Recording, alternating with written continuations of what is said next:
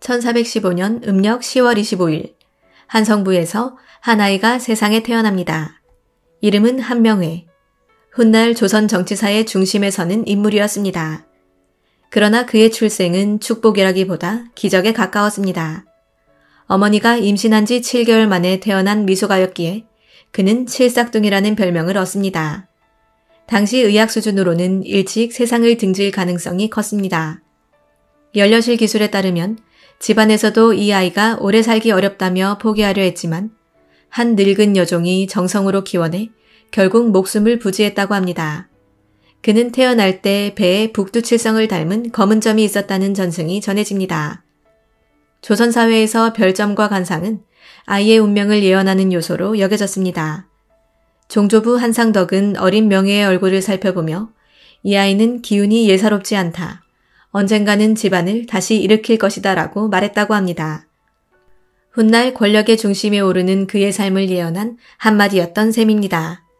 그러나 현실은 고단했습니다. 일찍 부모를 여의고 고아가 된 그는 친척들의 손에 맡겨져 성장했습니다. 집안은 개국공신의 후예라는 자부심이 있었으나 그에게는 기대보다 멸시가 더 많았습니다. 왜소한 체구와 병약한 몸은 놀림거리가 되었고 가세도 넉넉하지 않았습니다. 그러나 한명회는 그 속에서 눈치와 처세술이라는 무기를 스스로 갈고 닦기 시작합니다. 청년기의 한명회는 학문적 재능이 전혀 없었던 것은 아니었습니다. 기억력이 뛰어나고 재치가 있었지만 과거 시험에서는 번번이 낙방했습니다. 세조실록에는 그의 과거 실패가 38살까지 이어졌다는 기록이 보입니다.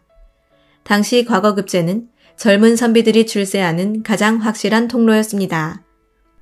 그러나 명예는 매번 고배를 마셨고 주변에서는 그저 부귀를 못 누리고 늙어갈 것이라 비웃었습니다. 이 무렵 그는 두 사람과 깊은 인연을 맺습니다. 첫째는 후일 평생의 동지이자 정치적 파트너가 되는 권남이었고 둘째는 조선 초기 대표적 문신 신숙주였습니다. 권남은 그와 마찬가지로 가난과 좌절 속에서 방황하던 젊은이였고 함께 술과 책을 싣고 전국을 떠돌며 견문을 넓혔습니다. 신숙주와는 권남의 소개로 알게 되었고 이 인연이 훗날 수양대군과의 만남으로 이어지게 됩니다. 한명회의 처세술이 빛을 발한 사건도 있었습니다. 당시 권세를 휘두르던 재상 황보인이 자신의 딸을 명회에게 시집 보내려 했습니다. 대부분의 젊은이들이라면 탐낼 기회였지만 명예는 단호히 거절했습니다. 연려실 기술은 그가 처가의 권세에 기대어 부귀영화를 바라지 않는다고 말했다고 전합니다. 권력의 빛과 그림자를 누구보다 빨리 간파했던 그의 눈치는 이미 이때 드러났던 것입니다. 1452년 문종이 즉위하던 해 한명회는 38세의 늦은 나이에야 문음으로 경덕궁징에 임명됩니다. 이것이 그의 첫 공식 관직이었습니다. 그러나 이 작은 벼슬이 그의 인생 전환점이 됩니다. 이때 그는 권남의 주선으로 수양대군을 아련합니다. 수양대군은 세종의 둘째 아들이자 후일 세조로 즉위하는 인물입니다. 야심이 넘쳤지만 조카 단종이 즉위하면서 전국의 주도권을 대신들에게 넘어가 있었습니다. 김종서와 황보인 같은 고명 대신들이 국정을 장악하고 있었기에 수양대군은 반정의 기회를 호시탐탐 노리던 상황이었습니다. 한명회는 수양대군 앞에서 강력한 지도자의 필요성을 역설했습니다. 세조실록에 따르면 그는 화란을 평정하고 세상을 다스림은 강력한 군주가 아니면 불가능하다고 설파했습니다. 수양대군은 처음에 망설였지만 곧 그의 논리에 설득되었습니다. 대군은 감격하여 눈물을 흘리며 어찌하여 이제야 그대를 만났는가라고 했습니다. 이 순간부터 한명회는 수양대군의 장량이라는 별칭을 얻습니다.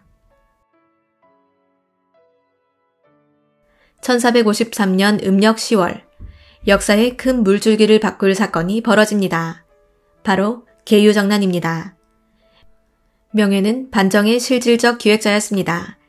그는 수십 명의 무사를 포섭하고 권남과 홍윤성, 혼달송 같은 인물들을 결집시켜 세력을 키웠습니다. 그리고 결단의 순간 그는 망설이던 이들을 향해 칼을 뽑아들고 외쳤습니다. 사람이 죽는 것은 누구나 면할 수 없는 일이다. 사직을 위해 죽는다면 병들어 죽는 것보다 낫지 않은가. 세조실록에 기록된 이 말은 명예의 결연한 태도를 보여줍니다. 그의 동료의 사병들은 다시 결집했고 김종서와 황보인 등 고명 대신들이 차례로 제거되었습니다. 특히 이때 작성된 것이 바로 살생부입니다.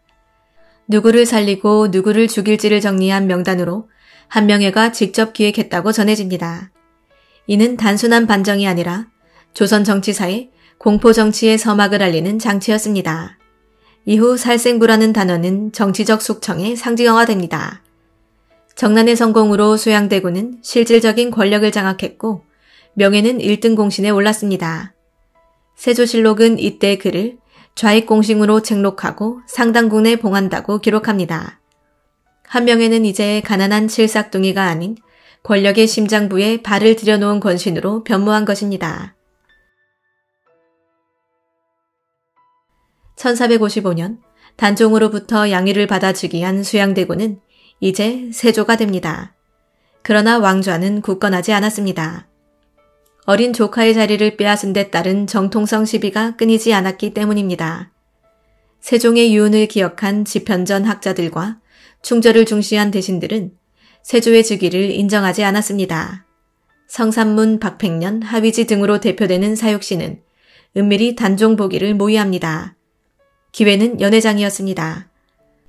왕의 뒤를 지키는 호위무사 벼룬검 자리에 성삼문의 아버지 성승이 배치되자 그들은 세조를 기습할 계획을 세운 것입니다. 그러나 한명회의 눈치는 이 음모를 사전에 꿰뚫었습니다. 그는 세조에게 이번 연회에는 벼룬검을 세우지 않는 것이 좋겠습니다라 건의했습니다. 세조실록은 이 장면을 분명히 기록합니다.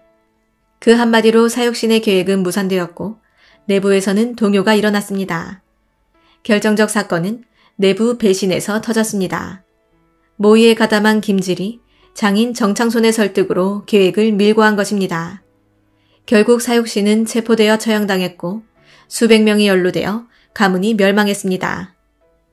성삼문은 형장에서 임금은 임금다워야 하고 신하는 신하다워야 한다는 말을 남겼습니다. 그러나 충절의 죽음은 권력 앞에 무력했고 한명회는 사육신 탄압의 공로로 도승지에 올라 권력의 심장부로 더 깊이 들어갔습니다. 세조 즉위 이후 한명회는 군사와 정치를 동시에 장악하며 권력의 그물을 촘촘히 엮어나갔습니다. 병조판서로 임명된 그는 국경방어를 강화하고 여진적 도벌에 앞장섰습니다. 세조실록은 그가 해안에도 성곽을 쌓고 군사를 주둔시켜 방비를 튼튼히 해야 한다고 거듭 상소한 기록을 남깁니다. 이 시기를 기점으로 그는 더 이상 반정의 책사가 아닌 공신이자 군사지도자로 조정의 뚜렷한 존재감을 각인시켰습니다. 그러나 권력은 언제나 도전을 불러옵니다. 1467년 함길도에서 이시애가 반란을 일으켰을 때 그는 신숙주와 함께 반역자로 몰려 의금부에 갇히는 수모를 겪습니다. 백성들은 이 소식을 듣고 통쾌하다고 했습니다. 그의 권세가 두려움과 원망을 동시에 샀다는 반증이었습니다. 하지만 곧 거짓임이 드러나 그는 풀려났고 반란은 진압되었습니다. 이 사건은 명예에게 권력이 아무리 강해도 순간의 바람에 흔들릴 수 있음을 각인시켰습니다. 그는 이후 더욱 치밀해졌습니다. 조정에서 두각을 나타내던 젊은 장수 남이 장군이 급부상하자 불안한 권력은 그를 용납하지 않았습니다. 혜성이 나타나 천변이 일어날 것이라는 불안이 커지던 1468년 유자광의 고변이 불씨가 되어 남이는 반역자로 몰렸습니다. 예종실록은 한명회가 신숙주와 함께 그의 처형을 강력히 주장했다고 전합니다. 결국 남이는 28살의 젊은 나이에 형장의 이슬로 사라졌고 백성들은 나라의 기둥이 꺾였다고 한탄했습니다.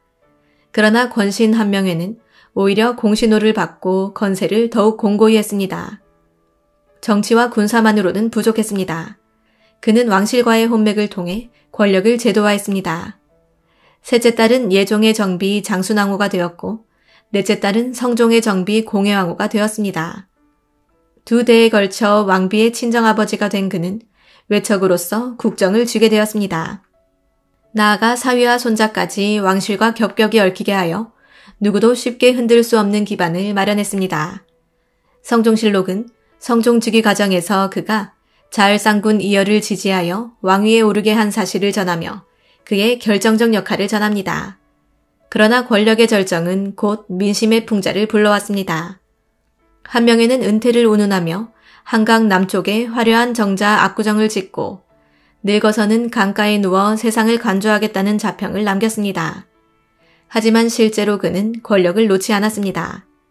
문사들은 앞다투어 압구정을 찬미했으나 백성들은 그를 가시운 원숭이라 조롱했습니다. 시인 이윤종은 다음과 같이 풍자했습니다. 정자를 지어놓고 돌아가지 않으니 이 인간 참으로 가시운 원숭이일세. 그의 삶은 빛과 그림자가 얽힌 권력의 초상이었습니다. 공신이자 권신, 충성의 이름과 간신의 낙인이 동시에 따라붙은 인물. 그것이 바로 한명회였습니다. 1469년 예종이 갑자기 세상을 떠나자 권력 공백이 생겼습니다. 이때 한명회는 자신의 사위인 자을상군 이혈을 적극 추대합니다. 결국 그는 성종으로 즉위하게 되었고 명예는 순선 명량경제 홍화좌리공신으로 책록됩니다. 성종 초반 그는 판의조사와 판병조사를 겸하며 인사와 병권을 동시에 틀어주었습니다. 성종실록에는 그가 성균관 장서를 확충하고 학문을 진흥하도록 건의한 사실이 전합니다. 겉으로는 유학진흥과 학문 장려였지만 실제로는 자신의 정치적 정당성을 강화하기 위한 장치였습니다. 이 시기 한명회는 사실상 왕실의 장인이자 조정의 최고 원로로서 정치, 군사, 문화까지 모든 영역에 영향력을 미쳤습니다. 권세가 극에 달했던 순간이었습니다. 그러나 그와 조선의 역사는 이 정점에서 서서히 내리막으로 향하고 있었습니다. 1480년대에 들어서면서 한명회는 이미 70을 바라보는 노인이었습니다. 그러나 단순한 은퇴 노인이 아니라 여전히 권력의 축이었습니다.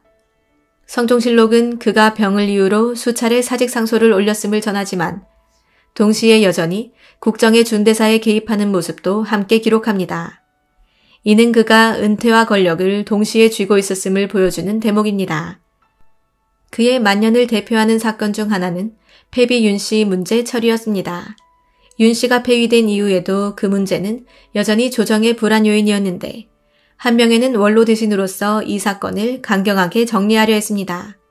성종실록 10년조에는 윤씨 문제를 두고 대신들이 의견을 갈랐을 때 한명회가 직접 나서 윤씨의 폐위를 확정짓는데 앞장섰다는 기록이 남아 있습니다. 이는 그가 노년에도 여전히 권력자의 결단력을 행사했음을 보여줍니다. 또 다른 만년의 특징은 그의 건강 악화와 동시에 이어진 정치적 존재감입니다. 그는 자주 병을 이유로 관직을 사양했으나 성종은 조정의 기둥이라 하여 이를 허락하지 않았습니다.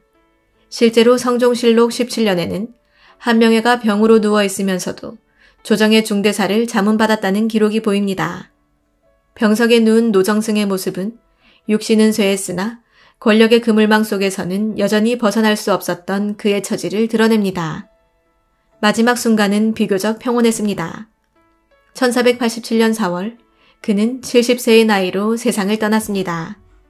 사망 소식이 전해지자 성종은 국가의 대들보를 잃었다고 애도하며 예에 따라 장례를 성대히 치르도록 명했습니다. 성종실록은 그의 장례 행렬이 서울 거리를 가득 메웠다고 전하고 있습니다. 그러나 백성들의 눈길은 달랐습니다. 나라를 좌지우지한 권신이 드디어 갔다는 냉소와 그래도 조정을 지탱한 공이 있다는 엇갈린 평가가 동시에 존재했습니다. 그의 묘는 지금의 경기도 고양시 덕양구에 자리하고 있습니다. 흥미로운 점은 묘지석과 신도비의 글귀가 매우 장황하다는 사실입니다. 이는 생전의 그의 권세와 명성을 반영하면서도 후세 사람들에게는 권력자의 허영심으로 읽히기도 합니다. 그러나 한명회의 죽음으로 모든 것이 끝난 것은 아니었습니다. 그의 이름은 후대에 다시 끌려나와 지옥을 겪게 됩니다. 1504년 연산군 제위 시기에 일어난 갑자사화는 폐비 윤씨 사건에서 비롯되어 그 화살은 그녀를 죽음으로 몰아넣은 주역들에게도 향했습니다. 특히 한명회는 폐비 윤씨를 죽음으로 내본 장본인으로 지목되었고 간신의 대명사처럼 몰락합니다. 연산군 일기에 따르면 갑자사화 때 대신들이 한명회의 죄를 논하며 그 관을 파헤쳐 시신을 꺼내 참수하는 부관 참시의 형벌을 집행했다고 기록합니다. 이는 단순한 개인에 대한 징벌이 아니라 조선사회가 권력자의 공과 과를 어떻게 다시 평가했는지를 보여주는 사건이었습니다. 살아서는 권력의 정점에 있었으나 죽어서는 간신으로 몰려 관이 갈라지고 시신이 능욕당한 것입니다. 이로써 한명회의 이름은 두 가지의 얼굴을 갖게 되었습니다. 생전에는 왕조를 움직인 권신이었으나 사후에는 사육신을 죽인 주역으로서 역사의 단죄를 받았던 것입니다.